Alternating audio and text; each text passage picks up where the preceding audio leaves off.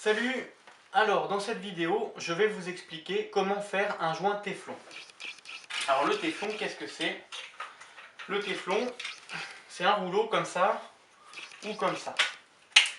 Et après, on se retrouve avec une bande de ce type. Et c'est une bande qu'on va venir enrouler autour du filet mâle du raccord pour venir serrer et visser dans le filet femelle. Et cette bande entre les deux filets va faire l'étanchéité de notre raccord. Alors on a deux types de téflon, vous voyez, on a les petits rouleaux comme ça et les gros rouleaux. Alors la différence entre les deux, c'est qu'ils n'ont pas la même épaisseur. Ici, on a un rouleau qui va faire 0,2 mm d'épaisseur, alors qu'ici, on va avoir un rouleau qui va faire 0,075 mm d'épaisseur. Voilà, celui-là, il va être tout fin, tout fin, tout fin, tout fin. Alors que celui-là va être plus épais. Moi, je préfère utiliser ce type de rouleau, ce type de téflon, parce qu'il est plus épais, j'ai besoin de faire moins de tours qu'avec un rouleau de téflon fin. Alors, voilà, donc voilà comment se présente notre raccord. On a ici un robinet que je vais venir visser ici. Pour faire mon joint téflon, je vais observer le filet de mon robinet. Et je vais remarquer que le filet commence ici, comme ça. Il commence ici au bord et il vient tourner dans ce sens. Donc, moi, je vais venir enrouler mon téflon dans le même sens. Ce qui fait que, lorsque je vais serrer mon robinet, le téflon va se serrer. Si je mets mon téflon dans l'autre sens, dans le sens inverse du serrage, lorsque je vais serrer mon robinet, il est possible qu'il vienne se mettre un petit peu en boule ou je ne sais pas, et ce qui va potentiellement créer une fuite. Alors, lorsque je vais serrer, mettre mon téflon, alors il y a deux façons de prendre le rouleau. Les deux sont bonnes, hein. Maintenant moi je vous montre la différence. Donc je peux venir comme ça. Sauf que lorsque je vais faire ça, chaque fois que je vais faire un tour, mon rouleau va s'écarter de mon raccord. Et au final, après, je serai avec les bras complètement écartés, comme ça. Alors que, si je viens mettre mon rouleau dans l'autre sens, vous voyez, là je serre et je reste collé, je reste près du raccord. Moi, je vais préférer serrer mon téflon dans ce sens-là. Alors, pour faire mon téflon, je tiens avec mon pouce. Lorsque j'arrive à l'endroit où il y a mon pouce, je vais venir mettre un autre doigt ici. Voilà. Et lorsque j'arrive sur mon doigt, là, ça tient. Et donc, je vais tourner en maintenant tendu ce rouleau de téflon. Et je compte les tours. Donc là, j'en suis à mon deuxième tour.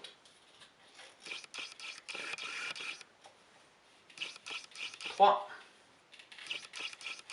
4, 5, 6, 7, 8, ouais, 9, et un petit dixième, allez, pour la sécurité. Allez, et 10 tours, voilà. Et lorsque j'ai fini, je vais venir déchirer, comme ça, mon téflon. Voilà. Là, en faisant ça, je viens lisser, serrer, comprimer mon téflon sur le raccord. Et là, vous voyez, j'ai fait 10 tours de téflon.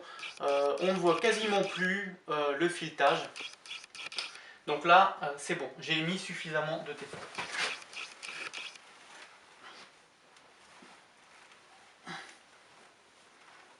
Voilà, je serre mon robinet à la main jusqu'à ce que ça devienne difficile. Ce qui n'est pas le cas. Là, Voilà. Maintenant, je vais faire ma mise en eau. Mon robinet est fermé, je vais ouvrir mon alimentation et ouvrir l'eau. Voilà.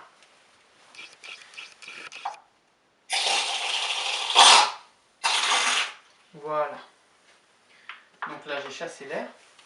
Maintenant, on va essayer de détecter les fuites, détecter s'il y a une fuite. Alors pour détecter s'il y a une fuite, il faut avoir une main sale. Donc typiquement, on prend de la poussière comme ça et on va venir faire le tour du raccord comme ça. Et là, c'est beau. Voilà, on a fait un joint téflon. Alors maintenant, dans quel cas j'utilise les joints téflon? J'essaye de les utiliser le moins possible. Parce que moi, ce que je reproche au téflon, c'est qu'on ne serre pas assez. J'aime lorsqu'on a des raccords où on serre franchement. Donc je préfère toujours les joints filasse. Seulement, j'en mets parfois du téflon. Ben, dans cette situation, lorsqu'on va avoir des robinets chromés comme ça, lorsqu'on a des raccords chromés, je ne vais pas faire ce que je fais sur un joint filasse. Sur un joint filasse, vous voyez, je prends mon raccord comme ça et je viens gratter. Je viens gratter le filetage. Je ne le fais pas sur un robinet chromé comme ça. Donc, je mets du téflon. Donc, dans ce cas-là, je mets du téflon. Je mets également du téflon lorsque je vais avoir des organes fragiles, des appareils fragiles. Donc, typiquement, l'exemple qui me vient en tête, lorsque je vais avoir un manomètre comme ça à monter, bon, et ben, le manomètre c'est fragile. Manomètre, on met du téflon.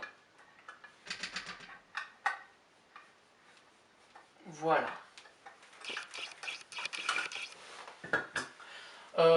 Également, ce que j'aime pas avec le téflon, c'est lorsque l'on doit démonter son raccord, il faut venir gratter.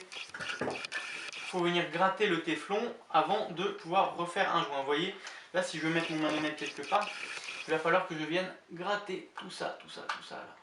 Et ça va être un peu problématique. Voilà.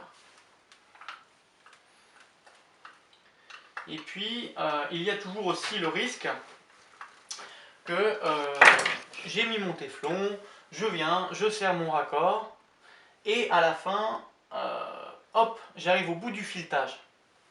Et j'arrive au bout du filetage, et ben lorsque ça se produit, il faut que je redémonte mon raccord et que je refasse mon joint téflon.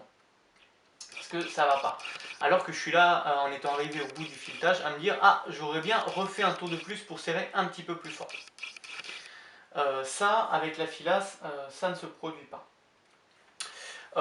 Si jamais vous êtes intéressé par le joint filasse, je vous mets un lien pour aller voir ma vidéo comment faire un joint filasse.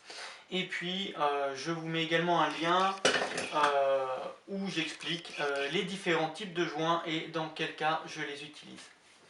Voilà, j'espère que cette vidéo vous aura été utile. Si cette vidéo vous a plu, mettez un j'aime, mettez un commentaire, partagez-la à vos amis. Et moi je vous dis à plus tard. Salut!